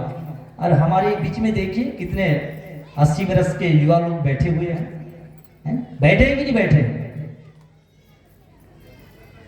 जवान छोकरे लोग कंबल ओढ़ करके अभी सोने दीजिए कहेंगे, और 3 बजे 4 बजे उठ करके युवा लोग नहा खोल लेते हैं, उपासना करने लगते हैं। अब बताइए कौन है युवा? जिसके अंदर में साहस है, जिसके अंदर में उमंग है। माता सबरी के अंदर में वही चीज है, उसके अंदर में भक्ति भरी हुई है। और भगवान ने कहा कि एक भक्ति नहीं बल्कि 9 की 9 भक्ति, 9 माने पूर्णांग, पूर्ण भक्ति माता सबरी के अंदर में है साहब। इसलिए युवती है, यहां भी भक्ति है, इसलिए वो युवती है। फिर ज्ञान और वैराग्य, ये बूढ़े कैसे हो गए? हाँ, ज्ञान के साथ में तो यही समस्या है। हर ज्ञानी आदमी के साथ में यही समस्या है, वो बूढ़ा हो जाता है। कब? जब वो सत्संग छोड़ देता है, तब जब वो स्वाध्याय छोड़ देता है, तब वो बूढ़ा हो जाता है। पहली तो महूर टीका कहाँ का? रामायण के खूब जमाओ ऐसे। अब का हो गए बाबा? अब का छोड़ दें बाबा, तो एक हाथ छोड़ दे तो 10 हाथ छोड़ दे, होते कि नहीं होते? अब क्या हो गया? वो बूढ़ा हो गया है। हाँ, और वैराग्य को भी सतत साधना करनी पड़ती है। यदि साधेगा नहीं तो वैराग्य को कायम नहीं रख पाएगा। इसलिए ये लोग बूढ़े हो गए।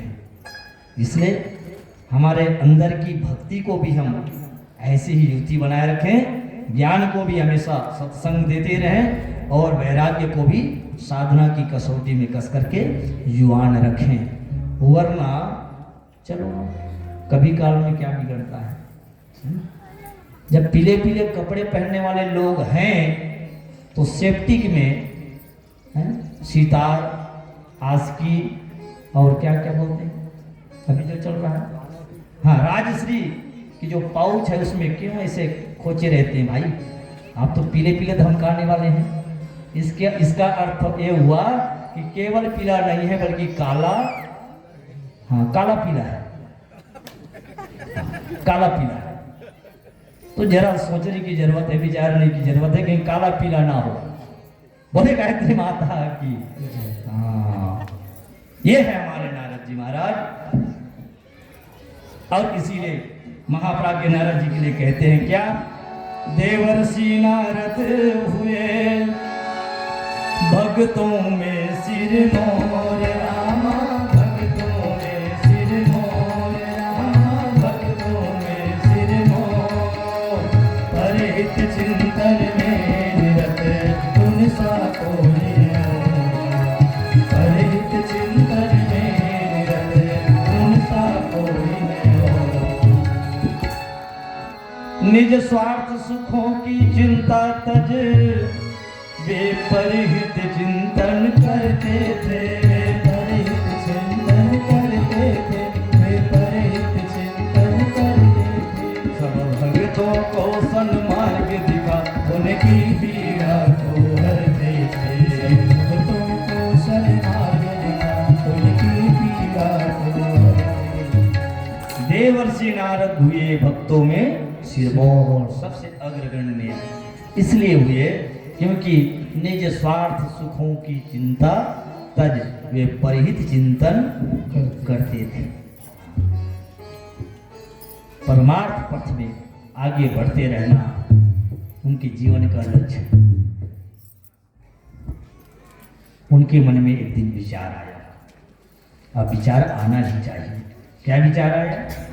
उनके मन में एक दिन आया एक विचार, रामा आया एक विचार, रामा आया एक विचार, दुखी दरिद्री मनुष्य का कैसे होगा, दुखी दरिद्री मनुष्य का कैसे होगा। नारद जी के मन में विचार आया कि दुखी दरिद्री मनुष्य का, जो जमीनी लोग हैं, सामान्य जन हैं, उनके जीवन का उत्थान कैसे हो, उद्धार कैसे हो। नारद जी के मन में विचार आया।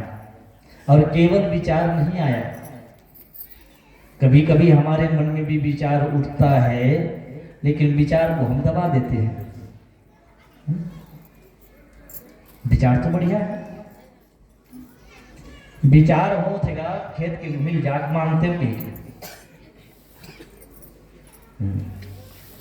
तो घर में बैठे बैठे विचारत रहा, तब तक खेत भर के पानी हाँ निकल जाए। बनी यदि विचार को आप गति नहीं देंगे, जो विचार में आया हुआ है उसको कर्म में नहीं लाएंगे, कार्य रूप में नहीं बदलेंगे, तो उस विचार का भी लाभ क्या है? कोई लाभ नहीं है। इसीलिए विचार क्रांति है। हमारे गुरुदेव कहते हैं घर में बैठे बैठे मत विचार। नारा तो खूब लगाते हैं, हाँ, ज्ञान यज्ञ की ज्योति जलाने, बोलिए आप, ज्ञान यज्ञ की ज्योति जलाने, नया सवेरा नया उजाला जरूर, पर पता ये चलता है वो पड़ोसी के घर तक नहीं पहुंचा है। जाना पड़ेगा कि नहीं जाना पड़ेगा? विचार तो आया है कि गुरुदेव का काम करेंगे, लेकिन निकलना पड़ेगा, तब बात बनेगी ना, तब बात बनेगी। ज्ञान यज्ञ की ज्योति जलाने, और कौन करेगा भाई? किसके जिम्मे है? हम ही को करना है। ये हमारा अपना काम है, गुरुवार का काम अपना काम। और इतनी छूट दे दी है गुरुदेव ने, इतनी छूट दी है, उनके जैसे उदाहरण ना तो शायद और कोई होगा। बेटा, अपने समय में से 24 घंटे है ना आपके पास में, 1 घंटा मात्र, 1 घंटा मेरे लिए दे दीजिए, ठीक है? ज्यादा मांगे हैं क्या? 1 घंटा दे दीजिए। 4 पहर धंधा करे, 3 पहर गए सोए, और 1 पहर हरिना भजे तो कैसे मुक्ति होए। ये भी तो करना होगा। इसलिए परम पूज्य गुरुदेव के सपनों को कौन साकार करेगा? किसकी जिम्मेवारी है? आत्मीजनों, ये हम सब की जिम्मेवारी है, हम सब की जिम्मेवारी है। हम गृह कार्य करते करते भगवान का कार्य हम करते रहें, तभी हमारे जीवन की सार्थकता है। और तभी हम निवेदन करते हैं क्या, चलो गुरुदेव के सपने सजाने की शपथ ले, चलो गुरुदेव के सपने सजाने की शपथ ले। सुखी सुर धाम सी बसना, सुखी सुर धाम सी बसना, कराने की शपथ ले, चलो गुरुदेव की सपने सजाने की शपथ ले, चलो गुरुदेव की सपने सजाने की शपथ ले।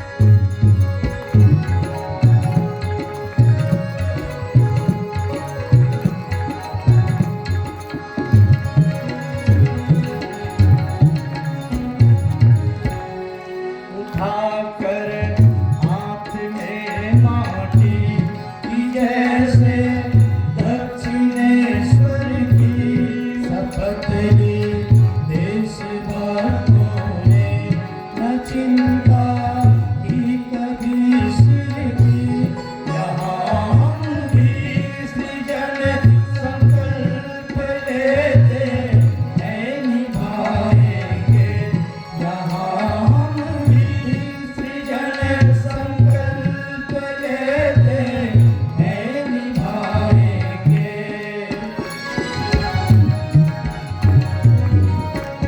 दहन दुष्रीतियाँ जग मिटाने की शपथ ले, दहन दुष्रीतियाँ जग से मिटाने की शपथ ले, चलो गुरुदेव के सपने सजाने की शपथ ले।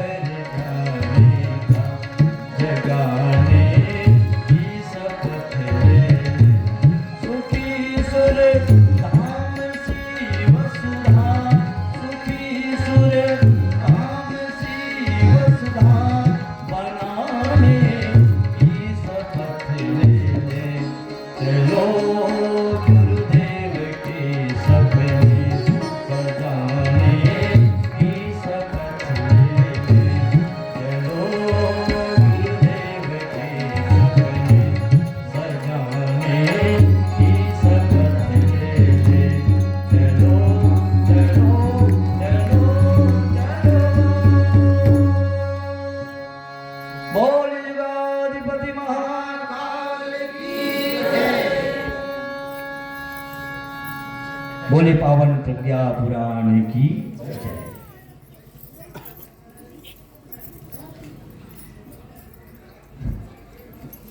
नारद जी उस स्तर के संत हैं। प्रज्ञोपनिषद में नारद जी के संबंध में कहा गया है, लोक कल्याण कृद धर्म धारणा संप्रसार व्रति आया वरो मान्यो देवर्षि ऋषि सत्तम अव्याहत गतिम प्राप गंतुम विष्णु पदम सदा नारदो ज्ञान चर्चार्थम स्थित्वा वैकुंठ सन्निधो।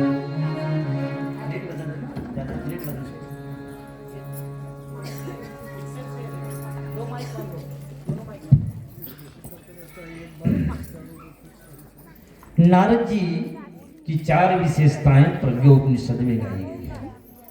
नंबर 1, लोक कल्याण कृत, अपने जीवन को लोक कल्याण में संलग्न रखे रहना, उनकी पहली विशेषता है। दूसरी विशेषता क्या है? धर्म धारणा संप्रसारक, धर्म का प्रचार प्रसार करना और धर्म में जो भ्रांतियां हैं उसको निकालना। धर्म का प्रचार प्रसार को हम सब धड़ल्ले से कर रहे हैं, पर धर्म के मर्म को समझने की जरूरत है कि नहीं? धर्म के मर्म को समझने की जरूरत है। आजकल हम क्या समझ बैठे हैं? संप्रदाय को ही धर्म मान बैठे हैं। एक बड़ी भूल है।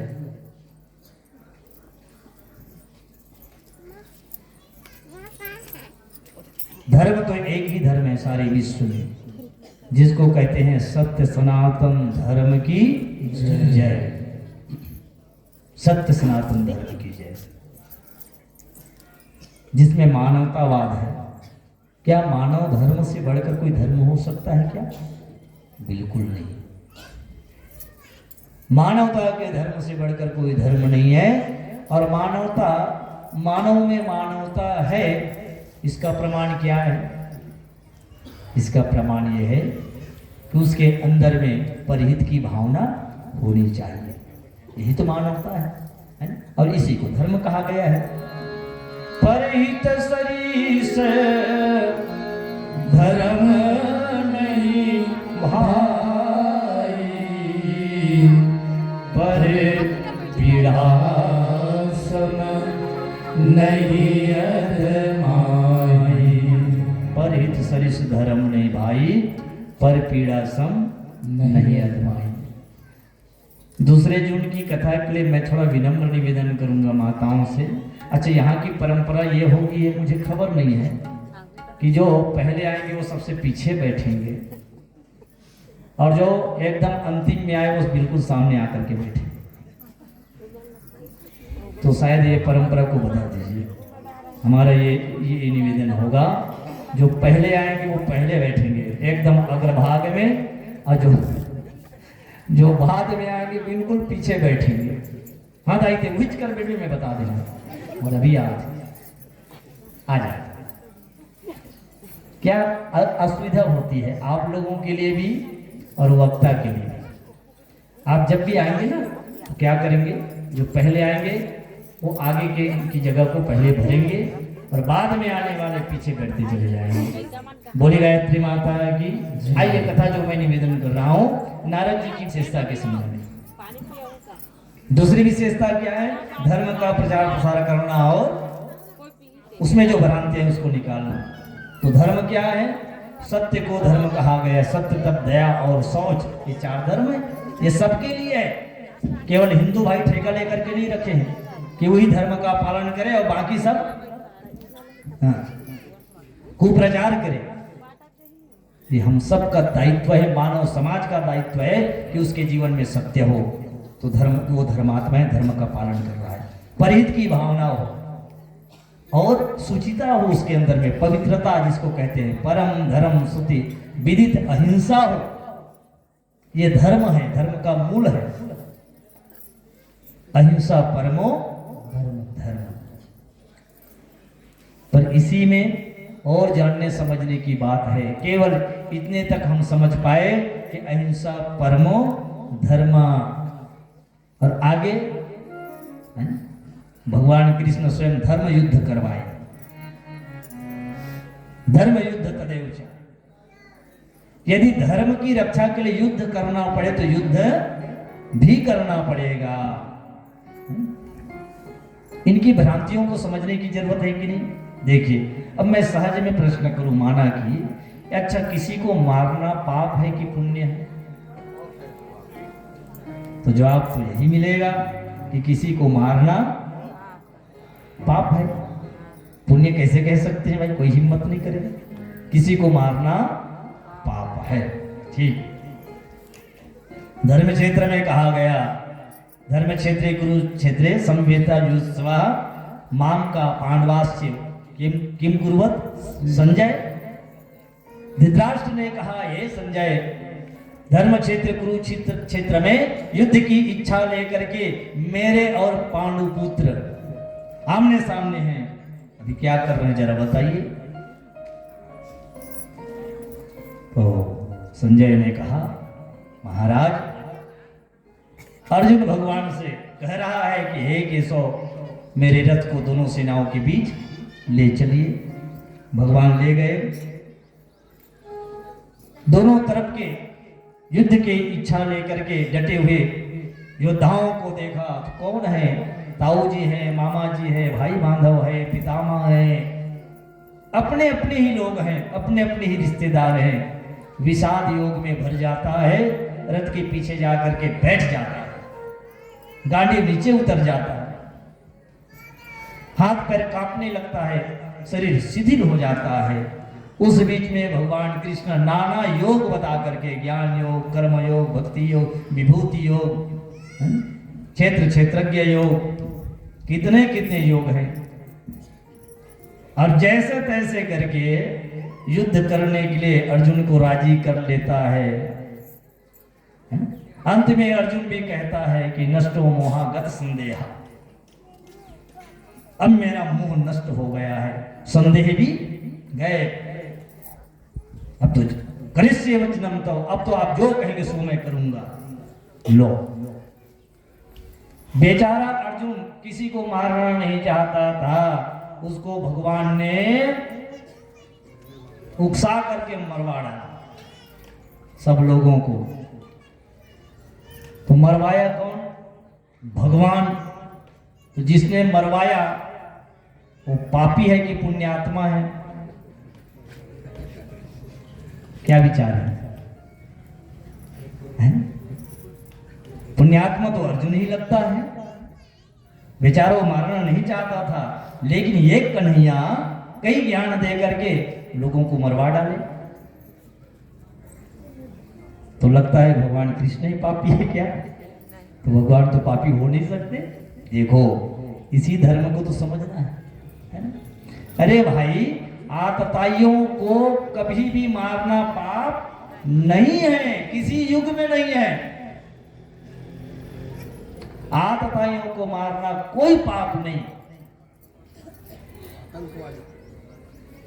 बाली ने भगवान से कहा, धर्म हेतु अवतरे गोसाई मारे मोई व्याधि की नाही, मैं बैरी सुग्रीव प्यारा अवगुण कंवर नाथ मोई मारा।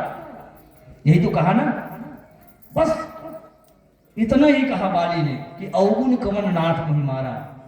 तपाक से भगवान कहते, मूर्ख, अवगुण कहता है? अनुज वधु भगनी सुतनारी, सुन सठ कन्या समय चारी, और तिन्ही कुदृष्टि विलोक ही जोई, और ताते बधे कछु पाप न होई।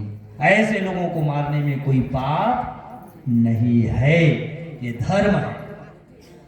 इसी को तो समझना है, इसी को समझना है। कहां पर ये धर्म होता है, कहां पर अधर्म होता है, इसके भेद को जानना नारद जी बता रहे हैं। देखिए, और एक छोटा सा निवेदन है।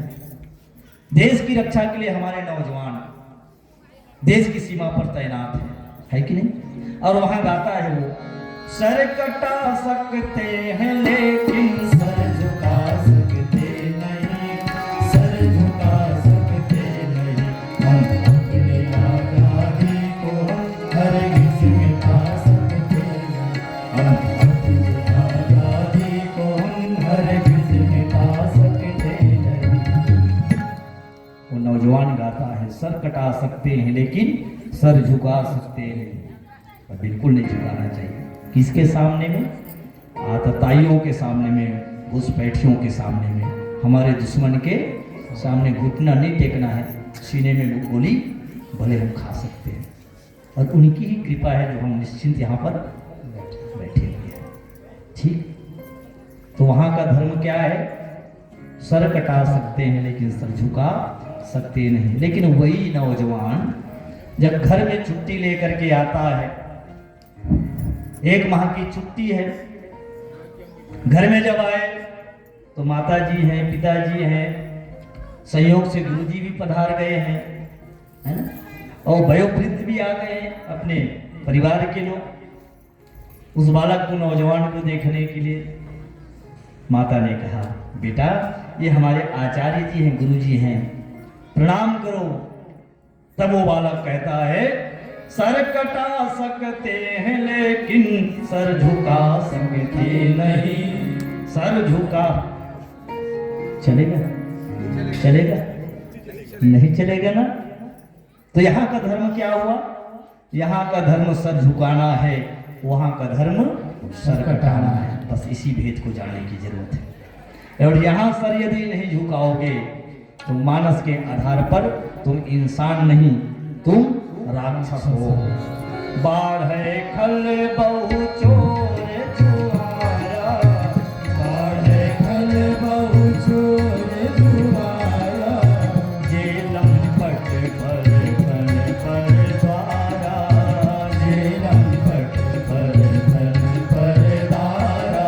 माँ नहीं मातु पिता नहीं देवा, माँ नहीं मातु पिता नहीं देवा, साधु संग करवा वही सेवा, साधु संग करवा वही सेवा। जिनके यहाँ आचरण भवानी, जिनके यहाँ आचरण भवानी, सोने सिटर सब जाने उठानी, सोने सिटर सब जाने उठानी। कहते हैं, माँ नहीं माँ तो पिता नहीं देवा, साधु संकर वही सेवा, जिनके यहाँ आचरण भवानी, सो निशिचर सब जाने प्राणी। तो यहाँ का धर्म है माता पिता को मानना। कई संस्थाएं ऐसी हो गई है, मेरी माताओं से निवेदन है, विनम्र निवेदन है, वो लोग कहते हैं कि माता पिता को प्रणाम करने की आवश्यकता नहीं है, किसी को भी प्रणाम करने की जरूरत नहीं है। भारतीय संस्कृति ये आदेश नहीं देती है। भारतीय संस्कृति कहती है कि अपने से बड़ों को प्रणाम करिए, सम्मान करिए, उनसे जो आशीर्वाद मिलने वाले हैं उसी से हम फलेंगे फूलेंगे और पल्लवित होंगे। बस संक्षिप्त में एक बात और निवेदन कर दूं, नारद जी यही किया करते थे, धर्म का प्रचार प्रसार और धर्म में जो भ्रांतियां उसको निकालते थे। तीसरी विशेषता है व्रति यायावर, एक स्थान पर नहीं रहना। सज्जनों को चाहिए कि वो एक स्थान पर ना रहे, फैल फैल करके धर्म का प्रचार प्रसार करे। और अंतिम विशेषता है अव्याहत गति। नारद जी को छूट मिली थी कि वो जब जी चाहे, जहां उनका मन हो वहां वो जा सकते हैं। और तभी तो नारद जी महाराज कभी वैकुंठ चले जाते हैं, कभी ब्रह्मलोक चले जाते हैं, कभी शिवलोक चले जाते हैं। जहां उनकी मर्जी होती है वहां चले जाते हैं और लोक मंगल का कार्य करते हैं। अभी का समय पूर्ण हुआ। आइए दो नाम भगवान नाम संकीर्तन के साथ कथा विराम लेती है। दूसरे सत्र में पुनः मुलाकात होगी। हरे राम राम राम सीता राम राम राम, हरे राम राम राम सीता राम राम, हरे राम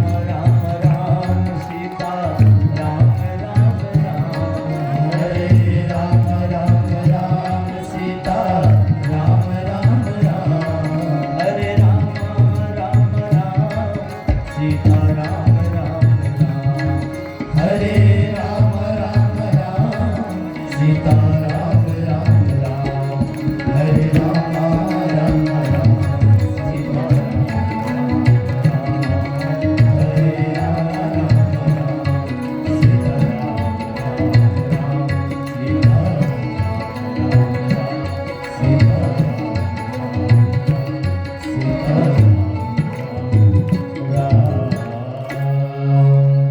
बोल सियावर रामचंद्र की जय। वेद माता गायत्री की जय। परम पूज्य गुरुदेव की जय। वंदनीय माता जी की जय। पावन प्रज्ञा पुराण की जय। समस्त ग्राम देवी देवताओं की जय। अपने अपने माता पिता गुरु गोविंद की बोले आज के आनंद की नमः। पार्वती पत्ये हर हर महादेव। सर्वे भवन्तु सुखिनः, सर्वे सन्तु निरामयाः, सर्वे भद्राणि पश्यन्तु मा कश्चित् दुःखमाप्नुयात्। ॐ शान्ति शान्ति शान्ति।